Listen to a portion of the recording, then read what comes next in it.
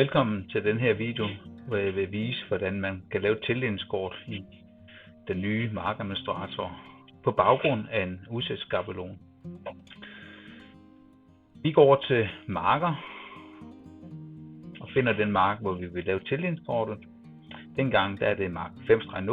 Den klikker jeg på, og jeg klikker på feltadministrator. Og så gør jeg lige nogle af mine lag usynlige, så jeg har et rent bord at arbejde med. Det første vi skal have fat i, det er doseringsplaner. Den klikker vi på. Og så klikker vi på tilføj, opret ny. Og marken er valgt. Vi vælger indsatsstofferne. Og i det tilfælde her skal vi ud og så hvede. Den markerer vi.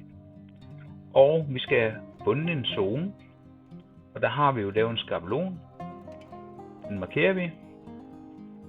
Og så skal vi have givet et navn. Og det bliver så hvede 2024. Der var allerede en, der var fortrykt. Næste. Og så har vi så vores skabelon her. Og fra tidligere film så vi, hvordan vi opbyggede en skabelon på baggrund af et lagværktøj, en højdemodel. Og en lerplat heroppe, den skal have 195 kilo. Mit lave område, det skal ikke have ret meget. Det får 125. Og mit normale område, det får 150 kilo. Og min lerbakke hernede i bunden, den får 175 kilo. Så nu har vi en total mængde på 8.854 kilo. Lad os nu sige, at vi kun har 8.500 kilo tilgængeligt. Så kan vi ændre den ved at trykke på Edit. Og så kan vi taste vores mængde på 8.500 og trykke Anvend. Så kan I se, så regulerer kiloerne til her. Ja, jeg trykker på Gem. Og nu har vi vores doseringsplan her.